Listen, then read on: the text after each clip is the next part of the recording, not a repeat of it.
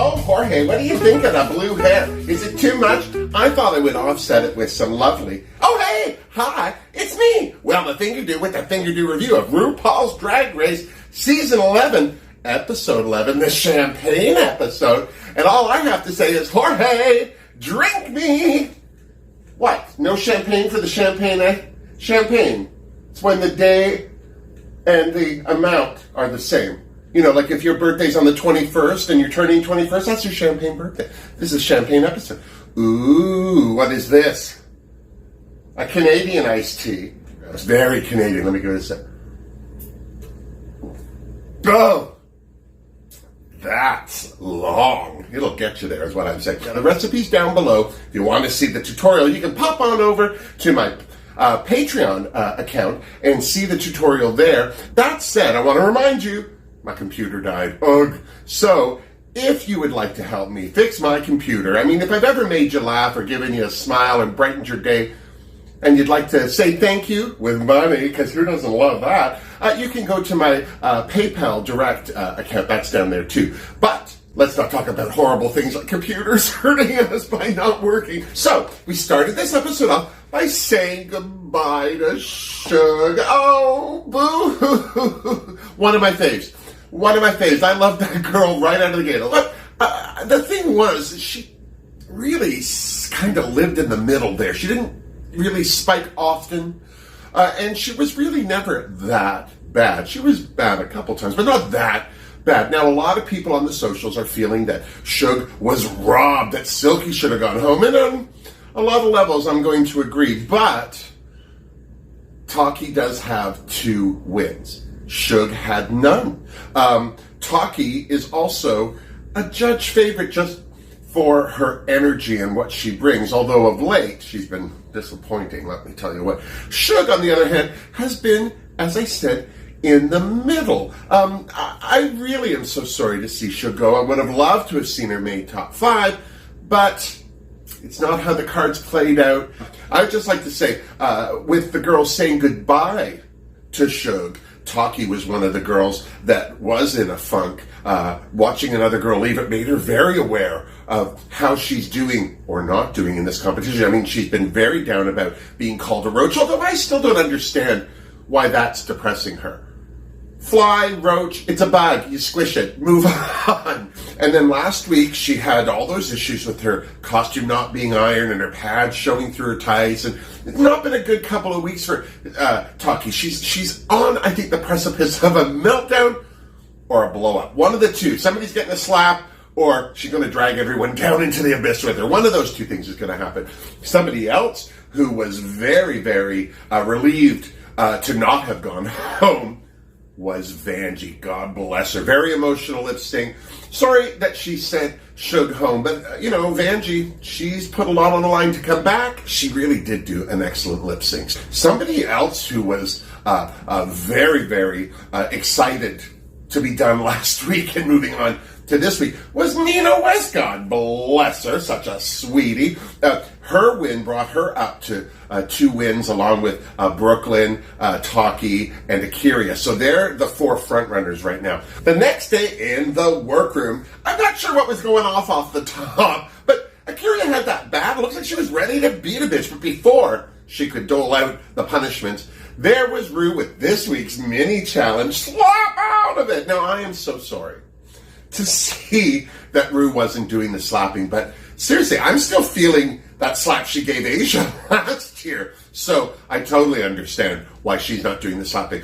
So the girls had to slap each other, and I'm sure there was no need to ask them twice. I'm not going to go through all the slaps, but some of the girls really, really had great reactions to the slap.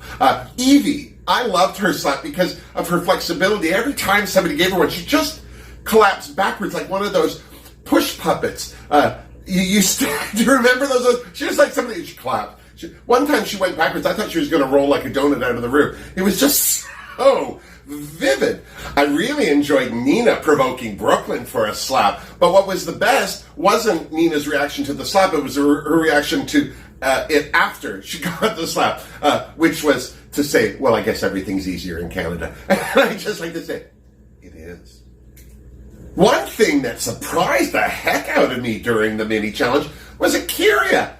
I can't believe that that's a wig on her head. I would have expected a nicer wig. Akira, I'm just saying. Brooklyn Heights' reaction to Talkie's slap was gorgeous because she got two. The first one, she had that soap opera telenovela face. You slapped me.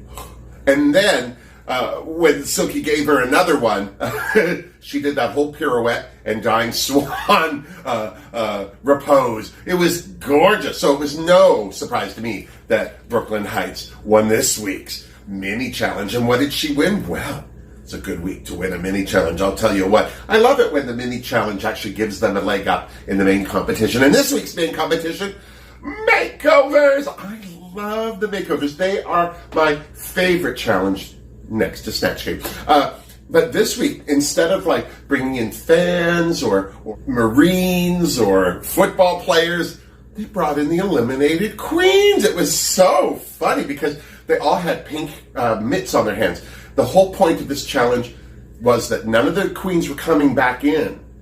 They were there solely for the queens in the competition to make over. They were a canvas and that was it. And they couldn't help. And I have to say, I thought Brooklyn was very smart in how she picked everybody except for Talkie. She picked Plastique for herself, and why wouldn't she?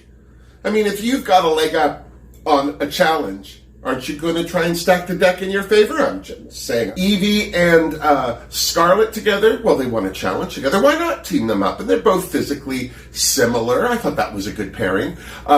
Akira with Honey Davenport, well, they are family. They are part of the same drag family. So that made a whole lot of sense. I would like to say that Nina with Shug was a good choice as well. I just really thought that the two of them had similar, I don't know, middle-aged white men dressing up in drag. If you can't get more similar than that, I don't know what we're doing.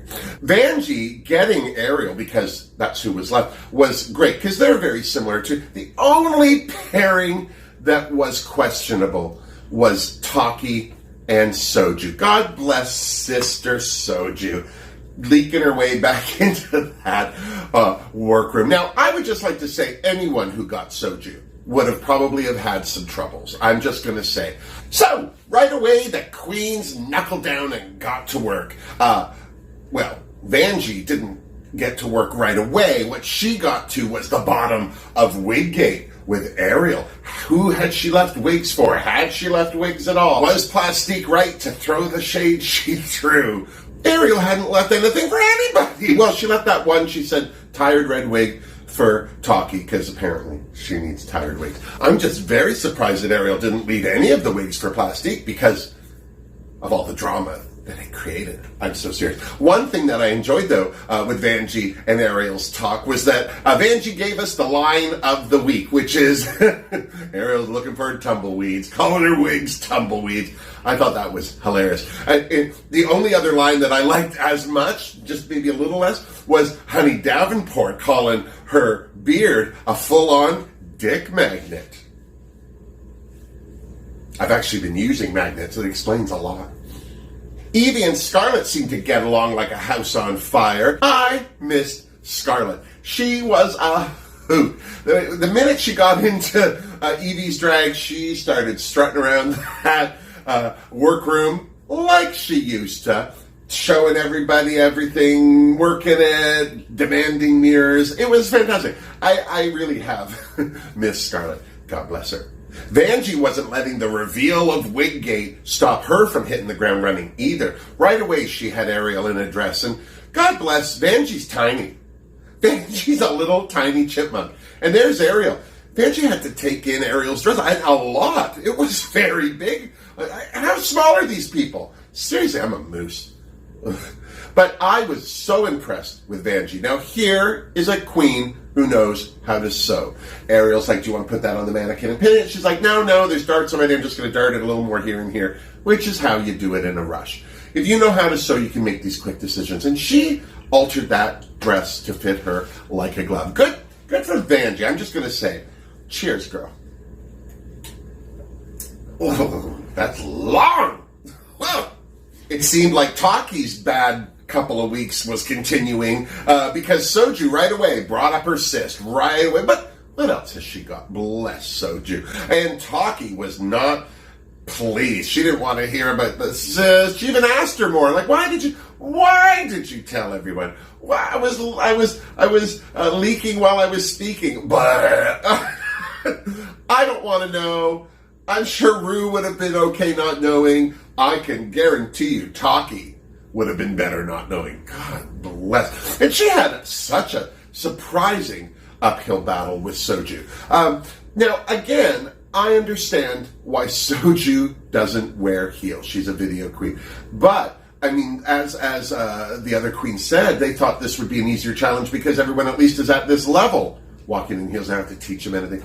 Poor Soju. She did look like a Teletubby in heels. I'm so serious. But I think that Taki was having such a bad week, especially after the last couple of weeks, that she was looking at everything like it was a personal attack against her. The queen's coming back. She was dismissive. Oh, beards, they got beard. Well, for somebody who didn't shave her own face for one runway, I think she should shut her whole mouth, I'm just saying. And then Ru showed up in the workroom to check on the girls' progress. Her first stop, Akira and Honey. And you know what? There was nothing there that anyone needed to really talk about. These are both pageant queens.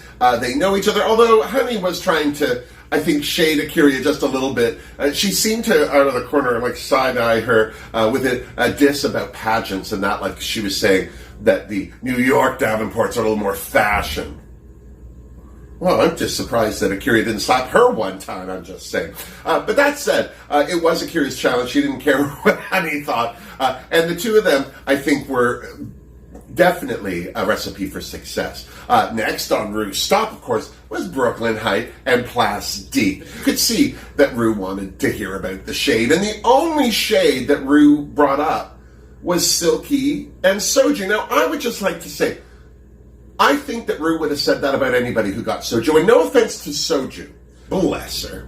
And if Taki wasn't having a bad enough day, well, when Ru visited her and Soju, the first thing Ru started talking about was her bad pads from last week and how she got red and what is she going to do to improve on all these things. And in typical Taki form, Taki had no answers. And this is why I've been finding it hard to call her Taki lately. She had, at one point, Ru said, really? You don't have no answer for me? You're just going to not answer the question? Bitches go crazy. Just saying. Thank God there's cocktails. Hell, Taki was even scrambling to give Ru one of her bonbons and said, in the great words of a great singer, and Ru said, who? She, thank God she pulled Bruno Mars, Don't Believe Me, Just Watch out of her rear end. But still, I think this is the first time in Taki's life that talking didn't help her. Seriously. Last on Ru's visit list was Nina and Shug. And as I said, I thought this was a good pairing, but it was very clear right away that Nina's wardrobe was going to fail both of them. I mean, you could even see from Ru, oh, can I see that? Like, normally Ru looks at something and goes, oh, I know what that is, blah, blah, blah, blah, blah, and then moves on. But she kind of kept looking at these things, going, can I see that? And when Nina, well, this is a corset, I have boot covers, this is a little jumper, boot covers. Ru said nothing. There was no real reaction from it. And this is what I thought was very funny, because they were pride and trans related. I think that's why she didn't want to say anything negative in case it was misconstrued. But at the same time, you could tell that she wasn't impressed by her runway choices. Even Akira, I have to say, I agree with Akira. They looked very circusy, and they weren't very fashionable. And God bless, because they were certainly fun, but no fashion. You gotta have fashion. Thursday. Oddly enough, pun intended, Ru didn't visit with Evie and Scarlett. I think it was kind of impossible to lasso Scarlett and hog tie her down long enough to do a little one-on-one with Ru. I'm just saying. I mean, I think that was what it was. And then the queens had to get ready for the runway. And If Soju wasn't being pulled through a fence backwards already, she certainly was looking at a whole hill of beans that she didn't want to eat when it came to permanent marker and Taki's makeup. Now, I can understand using permanent marker. You throw a mole on, maybe in a pinch, I don't know, maybe you're doing drag at Burning Man and they've run out of stuff. I don't know why you would use Sharpie on your face. But if you do and it works for you, good for you. I'm not going to judge. But I thought it was very, very sad to watch Silky take offense at Soju's reaction to this, while the rest of the room had the same reaction. While the queens were getting dolled up, Scarlett was asked by Nina who, if any, she was surprised to still see in the competition. Well, she thought that she was surprised Taki was still there. She just felt that her drag wasn't at the same level as everyone else. And I agree with this, she said Vanjie. Now, when Scarlett left, Vanjie was in the weeds. That was when Michelle had said, I know what you're going to wear before you even come out here. And I think that Scarlett's right. When you've had that said to you by Michelle Visage, start packing, the writing's on the wall. And that all said, these are just Scarlett's opinions. Someone asked her, she told. I love that Scarlett has an opinion. I love that she's not afraid to say to somebody, this is what I think. Period. So I don't understand why everyone else had a big old, well, I understand. Akira. This is an old pageant trick.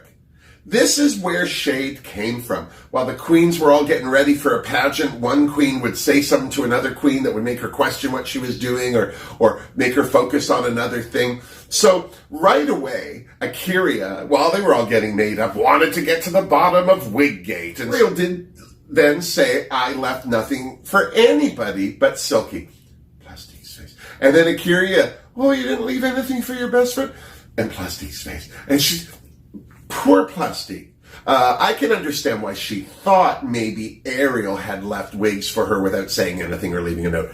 I can understand how somebody who's fairly focused on themselves would think that. But it wasn't the case. And there's Akira kicking the can again. And either way, I don't feel there was a real resolution beyond the fact that Ariel finally blurted out, well, I want money. They're expensive, And before anyone could get back to focusing on the work at hand, there was Miss Akira once again throwing a lit match into a gasoline tank by saying, well, that she had heard what Scarlett had said. And again, I am just going to absolutely publicly love Scarlett again by saying, she said, yeah, that's what I said. She didn't try and whitewash it. She didn't try and smooth it over. She didn't try and backpedal. Nothing.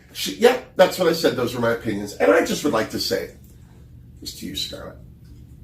Well, of course, the talkie hit the fan. She had things to say. And I'm so glad that people were able to point out to Talkie that the umbrage she was taking was instigating her to say the same things that she was taking umbrage against from another queen. And I'm glad that people pointed out, well, yeah, that's your opinion. Why can't she? It didn't resolve anything. I mean, even Vanjie clapped back at her just a bit by saying that Scarlett should have gone home in that 6-way lip sync because she can't dance. But that's Silky. That's Vanjie's opinion. Everyone has an opinion. As Scarlett said, they're like assholes, but I don't want to put mine on Scarlett's face.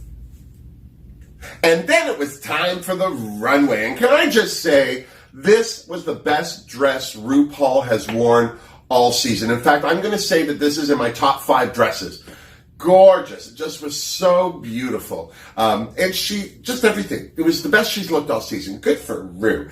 Someone else who looked fantastic. Of course, Mama Michelle. She was there in her best share hair. Ross Matthews was there as well. And he wore his best share hands, apparently. Michelle did his makeup. We also had Emmy Award winning, and can I just point out, the first African-American woman, never mind that she's a lesbian, a woman, just a female African-American, to win an Emmy for writing. She won it last year, 2017. How is this possible? Good for Lena Waithe, I am just saying. And, oh my God, I love me some Wanda Sykes. the fact that she's part of the tribe, the fact that she is just so fabulous, all of that just makes her even better to me. I was so glad to see Wanda back to judge the judgeable. So the queens got to it. First down the runway, of course, Evie and Scarlett in their denim outfits. Now, I have to say that I agree with Wanda. It looked like Evie's outfit was the dress and Scarlett's was kind of like the hand-me-downs, the scraps from that one. They were both lovely. They both looked the same, but clearly Scarlett's dress was an outdated version of what Evie was wearing. Not to say they didn't look like sisters, because they did. Next down the runway, the pride of Ohio, Nina West and Shug. Now, I'm just going to start off by saying I agree with Ross Matthews. This was not fashion. As great as they looked, and one thing that I thought was lovely was that everybody who had something negative to say about the outfits for this challenge made a huge point to say how great it was to see the pride flag and the trans flag together and the message it was saying. I mean, clearly people are afraid of Twitter. But Nina wore bike shorts. I don't understand why Nina didn't make them both long gown-like skirts so they could have kept the top and then had some fashion at the bottom, worn regular shoes. Also, I hated Nina's wig. This is the second gray wig she's worn this season. What is it with her in gray wigs? A little color, if she had worn a pink one, a purple one, well, Shug had the pink one on, but the cuts were awful. The styling was awful. And God bless Shug. I'll tell you, it's taken me a long time to beat this mug to this level. And I still have a long way to go. At least this one eyelash isn't looking for chips. Do you know what I'm saying? But I am just going to be the first person to say it is not easy to paint yourself, never mind painting another face altogether. I mean, you're up in the mirror this way, and now you're doing, unless you have an art background or you work at Mac, I'm sure that this is a hard undertaking for anyone to do. And nothing was more clear of that than poor Shug's face. Nina actually aged her. She looked older. If Nina had put her gray wig on Shug instead of that pink one, I think Shug would have looked 60. God bless her. Next down the runway, Kyria and Honey, and they look spectacular. They look like orange and mango sherbet together in a bowl, and their wigs were. I love those wigs. I'll tell you right now, Kyria had better not be around me in one of those wigs, and I will snatch it. Even if it doesn't come off her head, I will take it home. Next down the runway was Taki and Soju, and you know what? I just have to say, I love me a disco theme, but I agree with the judges. It looked a bit like Sunny and Cher had been stuck in a blender with a Jackson 5 or 2, and this is what they got. One thing I wish that Taki had done, I wish she had switched their wigs. I think Soju would have looked much better in the afro and Taki in the long Cher hair. I think that would have been gorgeous. I don't know what Taki was doing with Soju's makeup. For somebody who goes on and on about Evie and not being glam, I thought Soju looked less like Taki and more like Jinx Monsoon from Can I Get an Amen from season 5. Do you remember that? With the Nike swoops? That's who I thought Soju looked the most like. Just saying. And then I gagged. I just full-on out-gagged. Vanjie and Ariel took the stage, and right out of the gate, I couldn't tell them apart. That first moment when they had and then revealed, I was like, I couldn't tell them apart. They look spectacular. And I am going to agree with Ariel. I think Vanjie did a better job on her face than she did on her own. But that said, their outfits being the same but different, the wigs were great, everything. I have to say that Vanjie's transformation of Ariel surprised me the most because I wasn't expecting anything. I didn't think that Vanjie would have a hard time. I just didn't expect it to be that spectacular. Somebody else who was spectacular, of course, and nobody was thinking that she wouldn't be, was our fabulous Ms. Brooks and Plastique, a.k.a. Harlem Heights. The fact that they were in the exact same dress, but 2 different colors, the exact same wig style, 2 different colors. Even the makeup that Brooke put on, Brooke has a very severe eye. It goes, and I felt that Plastique's right eye just looked a little snatched, but then when you looked at Brooke, so was hers. So, I mean, even that was similar. They look spectacular. And I think the thing that put Brooke over the top for this particular challenge wasn't how well they looked together, but that they had a story on the stage. They had a little act out. And do I think that this was a better transformation than Vanjie and Ariel? No. I don't think I think it was as good. I don't think that it was better. But before we could find out who the judges thought was better, Ru asked her famous question, who would you like to send home? Well, only 2 names were brought up by anybody. Only 2, Taki and Evie. God bless. And you know, every time someone said Taki's name, you could see her getting angry. You could see her. But then when it came down the line for Taki to say who she thought should go home, she not only said Evie, but she brought up how Evie has been with the other girls when she's crusty. And by saying that she's not kind and that America's Next Drag Superstar needs to be kind. And poor Evie, her face, just like you could see that she was hurt and embarrassed, but she only has herself to blame, because it's not that Taki was saying anything that wasn't true. But seriously, I said a while back when Evie was going on about she didn't care what people thought, or that she just gotta be, she cares. Of course she cares. She's human. Bless her.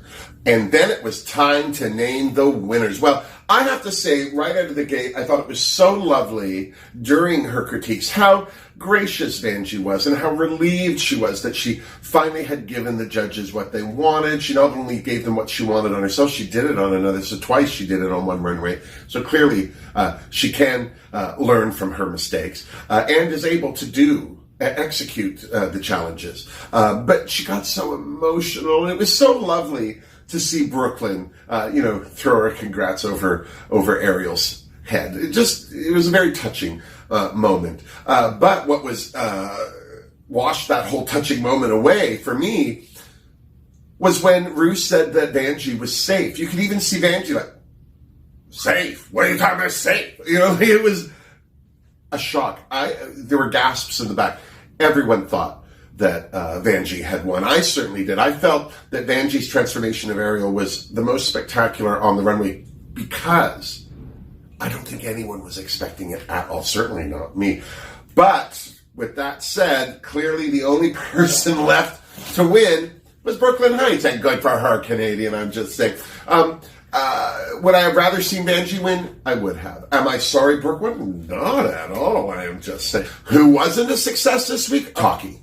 As shocking as it is to see such, and I don't mean this as shade, but such a heavyweight in the competition out of the gate. I mean, Taki has been a front runner out of the gate.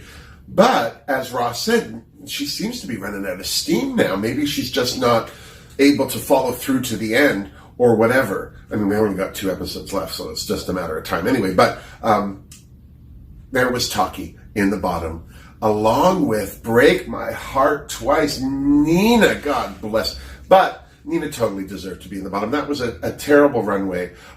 It was a great look and concept if it had been another challenge. If it had been like that boat challenge where it was a boat for pride, they would have won for sure, because they were great costumes. But they were costumes. They weren't fashion. Even lip-syncing to TLC's No Scrubs, which I love, Nina's outfit really didn't help.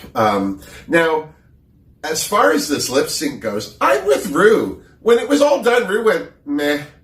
So did I. I was like, I thought for a minute it might be a double sachet, but no. I'm sorry that Ru sent Nina home over Silky. This is another week. I think a lot of people were sorry to see Shug go because people love Shug. I'm sorry to see Nina go because I love Nina. I would have liked to have seen her make top 5. She was one of my picks to do so. But I don't think she did badly this season.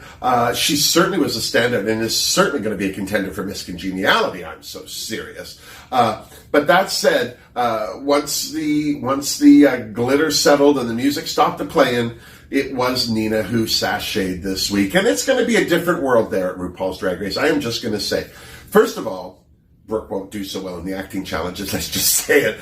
So that said, we're now down to the top 5. I'm so glad Vanjie made it. I really didn't think she was going to. I'm really surprised Silky made it, especially after these last 2 weeks. But again, I'm not surprised that she is in the top 5 because of how she was out of the beginning of this season. And of course, our own Brooklyn, well, not Canadian, unless you're Canadian, Canada's own drag superstar already.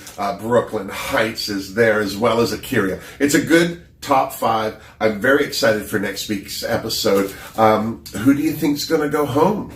The only thing we can do is tune into RuPaul's Drag Race next week to see how it all plays out. And then when you're done, you come on back and see me so you and I can compare notes. Now, don't forget, please like this video if you did. Don't forget to subscribe to my channel if you haven't, because seriously, once RuPaul's Drag Race is done, I've got sewing tutorials and all sorts of stuff coming, and you don't want to miss those, I'm just saying.